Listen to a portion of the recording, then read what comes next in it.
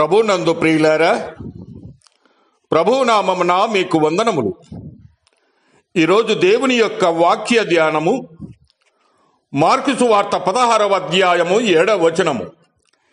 మీరు వెళ్ళి ఆయన మీకంటే ముందుగా గలిలయలోనికి వెళ్ళుచున్నాడనియు, ఆయన మీతో చెప్పినట్టు అక్కడ మీరు ఆయనను చూతురనియు ఆయన శిష్యులతోనూ పేతురుతోనూ చెప్పుడనెను. దేవుడి మాటలు దీవించి ఆశీర్వదించునుగాక. గమనించండి ప్రియులారా, ప్రభు అయిన యేసు క్రీస్తు సమాధిని ఖాళీ చేయుచు దర్శించిన ఉన్న ఆయన ప్రియులతో చెప్పుటకు సమాధిలో దేవదూతకు వర్తమానమునిచ్చి వెళ్ళెను. ఇక్కడ పేతురుతోను అని ప్రభువు స్పష్టంగా ప్రత్యేకంగా పేరు పెట్టి చెబుతూ ఉన్నాడు. ఈ ప్రత్యేకతను చూపుటకు యజమానుని స్నేహితులందరికంటే పేతురు నమ్మకముగా ఉండననా? అలాగూ కానే కాదు. పేతురు యొక్క భయంకరమైన పతనము మీరు చదువుతారు కదా. పేతురు నోట నుండి చివరిగా పలికినటువంటి మాట, అతని యజమానుని చెవిన పడిన మాట ఎంత ఘోరమైనదో ఆలోచించండి. నేను ఎరగను అని పేతురు అన్నాడు. తదితర శిష్యులందరికంటే పేతురు ఘోరమైన రీతిని ప్రవర్తించుచుండెను. యూదా ఇస్కరియోతు వలనే పేతురు కూడా ఆయనను విడిచి వెళ్ళెను. అట్టి రీతిని ప్రవర్తించిన పేతురుపై ప్రభువుకి ఎందుకింత ప్రేమ?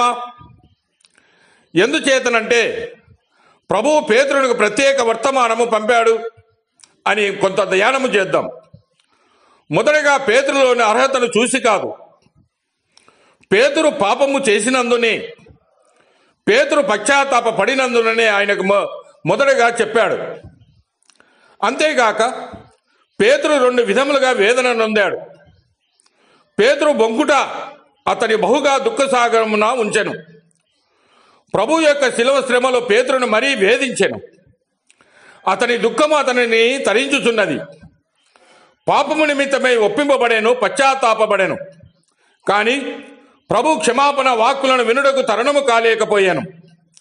ఈ ఘోరయాతన పేతురు ఆత్మని ఎంతో బాధించనో ఆలోచన చేయండి. పాపమును ఒప్పుకొనుటకును ప్రభువు నుండి క్షమాపణ పొందుటకును పేతురు ఎంతగా ఆశించి ఉండనో ఊహించి చూడవచ్చు. అయితే తరుణము లేకపోయాను. ఈ స్థితిలో ప్రభువు ఇతనిని విడిచిపెట్టునా? పేతురు యొక్క స్థితిని చూసిన ప్రభువునకు ఎంతో దయా సానుభూతి ప్రత్యేకమైనటువంటి వర్తమానము పంపించి ఉన్నాడు. ఈ స్థితిలో ఉన్న మనకును ఈ మాటలు ఎంతో ఆదరణకరణమై ఉన్నవి. పడిన వారు క్రీస్తునాథు నుండి ప్రత్యేకమైనట్టు వ్యక్తిగతమైనట్టు బాధ్యతలను పొందగలరు.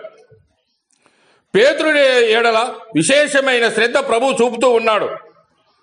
పేతురు గత జీవితమున అతని ఒప్పుదల, ప్రభు ఏడల ప్రేమ, ఆయన సేవలో ఆసక్తి, ఆయన ఏడల పౌరుషము ప్రభు గుర్తించాడు.